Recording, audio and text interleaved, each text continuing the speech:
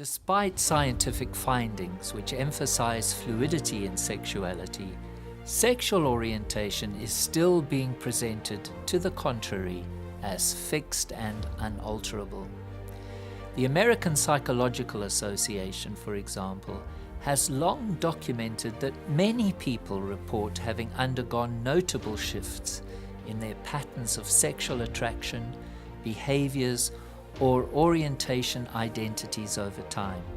And in 2014, the Royal College of Psychiatrists changed its position statement, which up to then had claimed that sexual orientation was genetic and thus fixed, to recognize that sexual orientation does in fact change and is responsive to postnatal influences. Yet activists in the USA and Europe, even including the mental health institutions themselves, continue to demand that professional and pastoral support helping people to leave unwanted homosexual feelings should be criminalized. Thus, the must stay gay or mandatory gay legislation proposals in several jurisdictions remove the chance of people getting help to live in ways that they choose. Each person in this series of interviews recognizes that they are not victims of their sexual feelings. They choose to leave homosexual behaviors, and as they do, many find that their feelings and patternings change.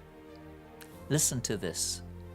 As I said, it was a happy family, but I didn't really develop a relationship with my father.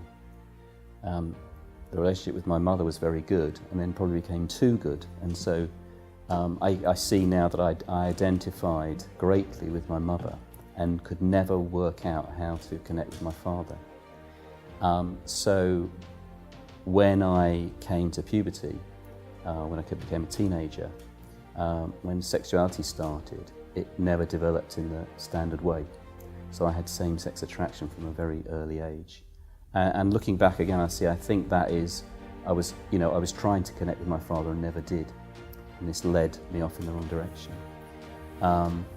So we were taken to church as well. So this was, I was hearing what was said in the Bible. I became a Christian personally when I was about 18, although my father had taken us for many years to Sunday school. And so when I became a Christian, I already knew, that what I was feeling in my emotions and my sexuality was not what God was saying, but God had a plan for men and women. If you'd like to hear the full interview, go to voicesofthesilence.tv. Subscribe at no cost to access all the interviews of those who are coming out of homosexual practices and those who support them. And don't forget to buy our DVD, Voices of the Silenced, Part 1.